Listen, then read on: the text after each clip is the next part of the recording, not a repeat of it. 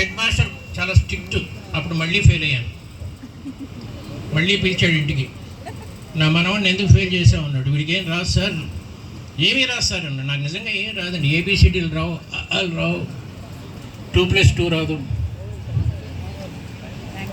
వీడిని 4వ ఎక్కని చెప్పానండి పాస్ చేస్తా అన్నాడు. నాకు నవ్వు వచ్చింది. 4వ ఎక్క వస్తే నేనే పాస్ చేయను, ఆయన పాస్ చేయడం స్టేజ్. ఆ సంవత్సరం ఆయన చచ్చిపోయారు. ఎవరమ్మా? ఎవరు చచ్చిపోయారు? హెడ్ మాస్టర్ చచ్చిపోలేదండి, మా గ్రాండ్ ఫాదర్ చచ్చిపోయారు. శ్రద్ధగా వింటున్నారా లేదా అని టెస్ట్ చేశాను. అప్పుడు I went to my father. First time I have seen him. Maybe during those 14 or 13 years I have seen him only 2 or 3 times చూసుంటాను. He avoided మీ. ఎందుకు అవాయిడ్ చేశాడో నాకు ఇంటికి వెళ్ళిన తర్వాత అర్థమైంది. He was staying in Anantapur. ఈ స్టేజ్లో 110th రూమ్లో ఉండేవాళ్ళు. మా 3 తమ్ముళ్ళు, నా మదరు, ఫాదరు. తిండి పెట్టలేక ఆయన అక్కడ వదిలేశాడు. నేను మా అమ్మని అడిగా, మీ నాన్న డిప్యూటీ తహసీల్దారు, ఈయనేమో ఇంత బేదగా ఉన్నాడు, ఎందుకు చేసుకున్నాడు అల్లుడిగా అని అడిగా. ఇంకో 10 days ఉండరా నీకు అర్థమవుతుంది అన్నాడు. నెక్స్ట్ డే, ఏరా నీకు 4వ ఎక్కను రాక ఫెయిల్ అయ్యావట కదా అన్నాడు. అవును నాన్నగారు. 40 ఎక్కాలు కంటతా పట్టి చెప్పాలరా అన్నాడు. దిస్ ఆల్ హ్యాపెండ్ అండి, సరస్వతి హ్యాపెండ్. 40వ ఎక్కం కంటతా పట్టి 40 ఎక్కాల వరకు కంటతా పట్టి రానంత వరకు నీకు తిండి లేదురా అన్నాడు. అక్కడ ఏదో పెద్ద తిండి ఉన్నట్టు. ఏం లేదండి అక్కడ సంగతి. మరుసటి రోజు వెళ్ళి 40 ఎకరాలు వచ్చినాయి నాన్నగారు అన్న. ఏంటి ఒక్క రోజులో 40 ఎకరాలు వచ్చినాయా, 40వ ఎకరం వచ్చిందా అన్నాడు.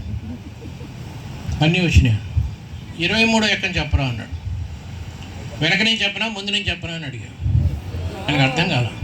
వెనకాల నుంచి చెప్పరా అన్నాడు. 23 10 230, 23 9 207, 23 184, 23 7 161, 23 6 138, 23 115 షాక్డ్.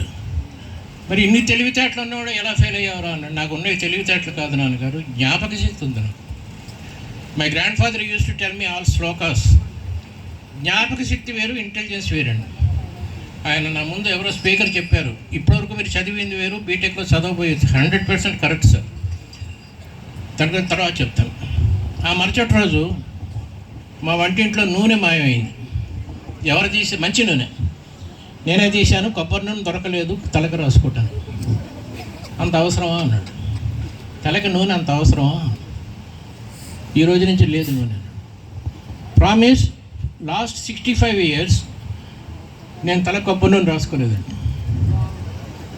నా నెత్తి మీద కొంచెం జుట్టు మిగిలి ఉండడానికి కారణం ఈ వయసులో నా జీవితంలో ఎప్పుడు నేను పారాషూట్ కొబ్బరి నూనె రాయకపోవటమే. That is the secret of my hair. 4 రోజులు పోయిన తర్వాత మా అమ్మని ₹1 అడిగా. రూపాయి దేనికి రా? మా ఫాదర్ పక్కనే ఉన్నాడు. క్షవరం చేసుకోవటానికి అన్నా. అవసరమా అన్నాడు. ఎందుకన్నా? కత్తిరి ఉంది ఇంట్లో, అద్దం ఉంది, మంగళ షాప్ ఎందుకు ₹1 అంటే చాలా పెద్ద అమౌంట్ రా మనకన్నాడు. So from then onwards I have never entered a barber shop. ఇప్పుడు కూడా నాకు క్షవరం చేస్తాను. మీరు మనల్ని అందరినీ ఇలా చేయమని కాదు నా ఉద్దేశం.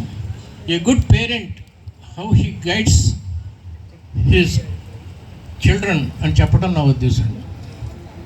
లోవర్ మిడిల్ క్లాస్లో ఉన్నామని బాధపడవద్దు. మనం ఏ పని చేస్తే ఆ పని కరెక్ట్గా చేయండి. నా అబ్బాయి 10th క్లాస్లో స్టేట్ ర్యాంక్ వచ్చిన తర్వాత ఏం చేయాలి, ఇంటర్మీడియట్ అయిన తర్వాత ఏం చేయాలి అని అడిగితే ఉద్యోగం చేయరా అన్న. 18 ఏళ్ళు వచ్చినాయి, 17 ఏళ్ళు వచ్చినాయి. ఇంకా ఏం చదువుతావు నువ్వు? నీకు అంత చదవాలంటే ఈవినింగ్ కాలేజ్లో చదువుకో. Then he join for a salary of 15,000 rupees per month, having got state rank, and studied BCom in evening college and university 3rd. Then he completed his CA. Now his present salary, ఇప్పుడు ప్రస్తుతం అతను వాడి జీతం సంవత్సరానికి 8 కోట్ల రూపాయలు, 8 crores. Single bedroom నుంచి swimming pool బెడ్రూమ్కి వెళ్ళటం మా 3 generationలో నడిచింది. This is life. Don't repent for your poverty. చేసిన పని బాగా కరెక్ట్గా చేయండి. Another 10 minutes okay. నా ముందు స్పీకర్లు 2 3 జీవితంలో కష్టపడండిరా పైకి వస్తారు, హార్డ్ వర్క్ చేయండిరా అన్నారు. హార్డ్ వర్క్ అంటే వాళ్ళ ఉద్దేశం కృషి అని నా ఉద్దేశం. అది కరెక్టేనా అండి? కానీ హార్డ్ వర్క్ అంటే తెలుగులో అర్థం, హార్డ్ అంటే కష్టము, వర్క్ అంటే పని. నేను ఇవాళ పొద్దున్న ఎందుకమ్మా అక్కడ నిలబడ్డా, కూర్చోండి సార్, వాళ్ళని కూర్చోమని చెప్పండి. పాపం ఎందుకు డిసిప్లిన్, ఇంత డిసిప్లిన్ కావాలా? కూర్చోరా, అక్కర్లేదు, కూర్చోమ్మా, వెళ్ళు పాప వెళ్ళు. చెప్పండి, మీరు చెప్తే కానీ వెళ్ళరేమో. మీరు అక్కడ కూర్చోమనండి వాళ్ళు. పాపం ఇక్కడ ఎన్సీసీ ప్రోటోకాలా? నేనేమన్నా చీఫ్ మినిస్టరా? నాకు ఏమైనా షూట్ చేస్తే రక్షిస్తారా? Okay, I don't believe in protocols అండి.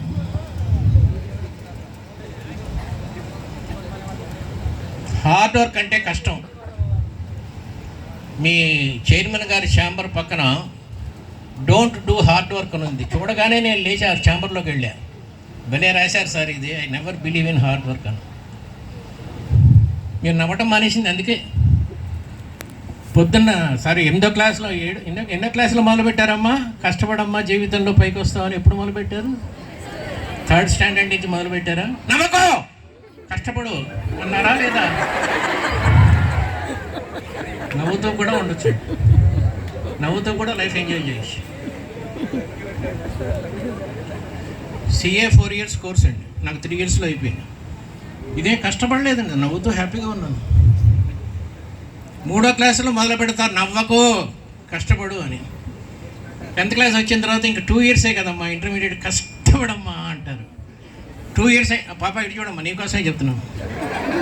పొద్దున 5 o'clock వచ్చా, 79 years, 4 years 4 hours డ్రైవ్ చేసుకుంటూ వచ్చాం. మళ్ళీ ఇప్పుడు 4 hours వెళ్ళాలి, మళ్ళీ ఎల్లుండి తుని వెళ్ళాలి. నీకోసమే.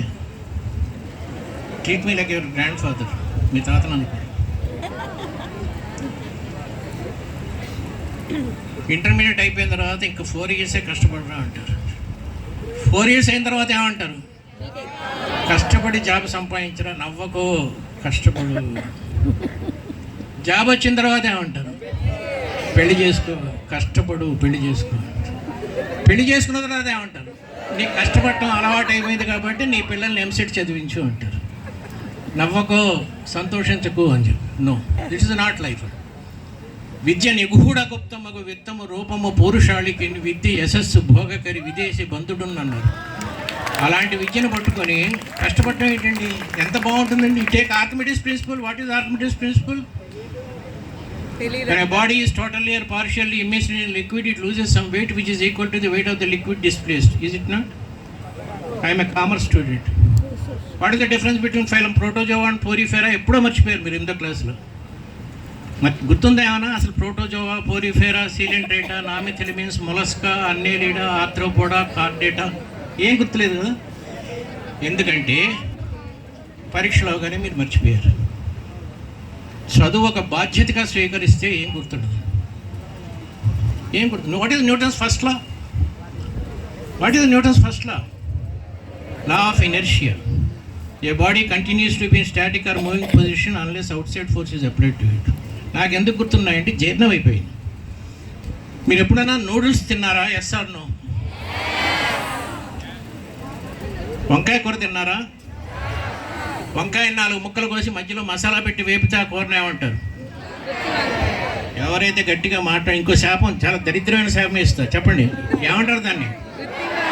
గుత్తొంకాయ కూర. కొత్తిమీర నూరితే చేసే పచ్చడి ఏంటి? కొత్తిమీర పచ్చడి. కొత్తిమీర పచ్చడి ఇది ఆర్డర్ చేశారు హోటల్కి వెళ్ళి. అమ్మ మైక్ ఇంకోటి ఉందా? సగం తిన్న తర్వాత వెయిటర్ వచ్చి ఎలా ఉంది అని అడిగాడు. దరిద్రంగా ఉందిరా, నూడిల్స్ సాగుతున్నాయి, వంకాయలు కరకరలాడుతున్నాయి, వంకాయలు కరకరలాడుతున్నాయి, కొత్తిమీర పచ్చడి చేదుగా ఉందంటే వాడు నాడు చిన్న పొరపాటు జరిగిందమ్మా. ఆ చైనా వాడికి ఇచ్చిన ప్లేట్లు మీకు, మీ ప్లేట్లు చైనా వాడికి పొరపాటున మార్చేశాను. మీరు ఇప్పటివరకు తిన్నది నూడిల్స్ కాదు, ఉడకబెట్టిన వానపాములు అన్నాడు. బాయిల్డ్ ఎర్త్వర్మ్స్. ఆ వంకాయలు ఎందుకు కరకరలాడుతున్నాయి అంటే అది వంకాయలు కాదు, వంకాయలు మెత్తగా ఉంటాయి. అవి తోలు తీసి తోక కత్తిరించిన చిన్న చిన్న ఎలకలు, వాటి మధ్యలోకి వచ్చి మసాలా బదులు పెట్టింది బొద్దింకలు. ఆ కొత్తిమీర పచ్చడి నూరిన గొంగళి పురుగులు. ఇప్పుడు ఏమవుతుంది, మీకు సగం తినేశారు, వామిటింగ్ అవుతుంది. కానీ చైనా వాడు ఎలా తింటున్నాడు? వాడి తల్లి వాడికి ప్రేమతో బాగుంటుంది అని పెట్టింది కాబట్టి. ఎప్పుడైతే చదువు బాగుంటుంది అనుకున్నారో అది జీర్ణం అవుతుంది. ఎప్పుడైతే బాగాలేదు అనుకున్నారో అది వామిటింగ్ అయిపోతుంది పరీక్షలు, తర్వాత గుర్తుండదు. I was in the interview board for so many companies earlier. చాలా కంపెనీస్లో ఇంతకుముందు ఉండేవాడిని. బేసిక్స్ మర్చిపోతారండి. What is sin theta by cos theta కూడా తెలియదు. ఎంత?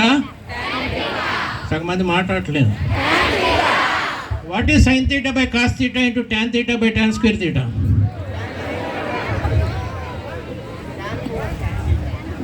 What is sin theta by cos theta? What is tan theta into tan theta? Tan square theta by tan square theta. అదే కానీ అడిగిన ప్రశ్న. దాన్నే రిఫ్లెక్స్ యాక్షన్స్ అంటారు. Try to understand what we require from you. మాకు మీ subject అక్కర్లేదండి, మీ subject మేము నేర్పుకుంటాం, మాకు కావాల్సింది companies. Are you sharp enough to receive the things and reproduce it? దీనికి కావాల్సింది intelligence, memory, lateral thinking, reflex actions and finally wisdom. ఈ 4-5 సబ్జెక్టులు కానీ మీరు పర్ఫెక్ట్గా ఉంటే నిజానికి లేరండి. ₹1,00,00,000 ఇద్దామన్నా ఆ వర్తన్న వాళ్ళు దొరకట్లేదు. మీకు తెలుసో తెలీదో 40-50 వేల రూపాయల జీతం సంపాదించడం చాలా కష్టం. ₹1,00,00,000 సంపాదించడం చాలా ఈజీ.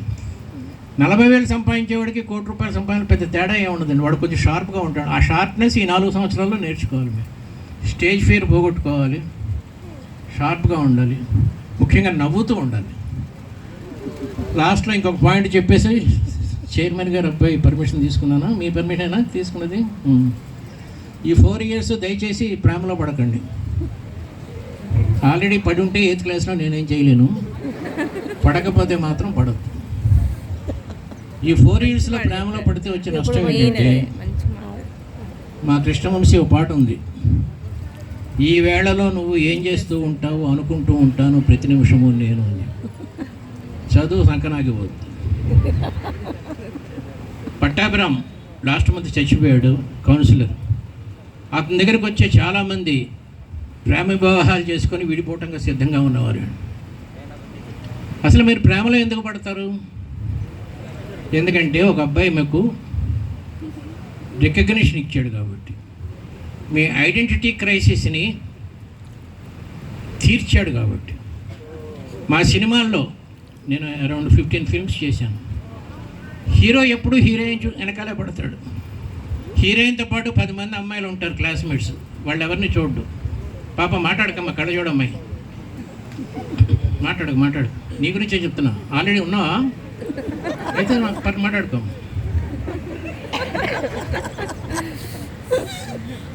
10 మందిని కాదని నన్నే చూశాడు అన్న ఒక ఫీలింగ్తో ప్రేమలో పడతారు. అంతే తప్ప మీలో ఏం పెద్ద క్వాలిటీ ఏం లేదు. మీరేం ఐశ్వర్యరాయ్ కాదు, ఆర్ శకుంతలాదేవి కాదు. అంతే కదా? Are you genius like are Shakuntala Devi, mathematician? Are you Nobel prize winner? Are you aspiring for that? No. Just because your girl. ఒక బిస్కెట్ వేద్దాం, పడితే పడుతుంది, ఇంకో అమ్మాయి ఉంటుంది కదా. ఇదండి కాన్సెప్ట్ ఈ రోజుల్లో ముఖ్యం. థ్రిల్ కోసం అయితే ఐఎమ్ నాట్ టాకింగ్. మీరు ప్రేమించి పెళ్లి చేసుకుందాం అనే ఉద్దేశంతో మాత్రం చేస్తే ఈ ప్రాబ్లమ్స్ అన్నీ వస్తాయి. మీరు ఎంతమంది బీటెక్ అయిన తర్వాత కారు కొనుక్కుందాం అనుకుంటున్నారో చేతులు ఎత్తండి అంటే దాదాపు అందరూ ప్రశ్న సమాధానం అప్పుడే కాదు, ప్రశ్న పూర్తయిన తర్వాత చెప్పాల్సింది. దాదాపు అందరూ. కానీ ఇప్పుడే ఎందుకు అడ్వాన్స్ ఎవరు? మారుతి కంపెనీకి. ఎందుకంటే బీటెక్ పాస్ అయిన తర్వాత ఇంకా మంచి జీతం వస్తే ఏదో మారుతి ఏంటి BMW కారు కొనుక్కుందాం అని కదా మీ ఉద్దేశం. కారు కోసమే 4 years ఆగినోడు మొగుడు కోసం ఆగలేరా? మంచి కారు వస్తుంది, మంచి మొగుడు వస్తాడు. అవునా కాదు? ఇమాజిన్, మీరు బీటెక్ అయిపోయిన తర్వాత IAS చదువుతున్నాను అనుకోండి, ఎక్కడో ఉంటుంది డెహ్రాడూన్లో మీకు ట్రైనింగ్. అక్కడ గుర్రం మీద కుర్రోడు వస్తున్నాడు IAS. అది బాగుంటుందా? ఇక్కడ ప్రేమలో పడ్డాడంటే వాడికి బాధ్యత లేదనమాట. అలాంటి వాడు ప్రేమిస్తారు. సరే, ప్రేమించారు. వెంటనే తీసుకెళ్ళి మీ కాబోయే అత్తగారికి ఎందుకు పరిచయం చేయడం? 4 years ఆగిన తర్వాత చూద్దాంలే అని ఎందుకంటాడు? Try to understand. ఇందులో మీరు ఒక్కడు మారినా నాకు చాలు. ఎందుకంటే 4 years తర్వాత తల్లిదండ్రులు నో అనలేరు కాబట్టి. 24 సంవత్సరాలు పెంచి పెద్ద చేసిన తల్లిదండ్రులని మోసం చేసినవాడు రేపొద్దున మిమ్మల్ని మోసం చేయడం మీకు ఏమైనా నమ్మకం? Try to understand. మీరు వాడు కానీ నో అంటే వాళ్ళని వదిలేసి నిన్నే చేసుకుంటా అన్నవాడు మోసగాడు కదా. ఈ కాన్సెప్ట్ని దృష్టిలో పెట్టుకొని ఈ 4 years కొంచెం శ్రద్ధ వహిస్తే మీ పేరెంట్స్కి మీరు అద్భుతమైన వరం ఇచ్చిన వాళ్ళు అవుతారు. That's what we expect from you. Thank you very much. I wish you all the best. Thank you.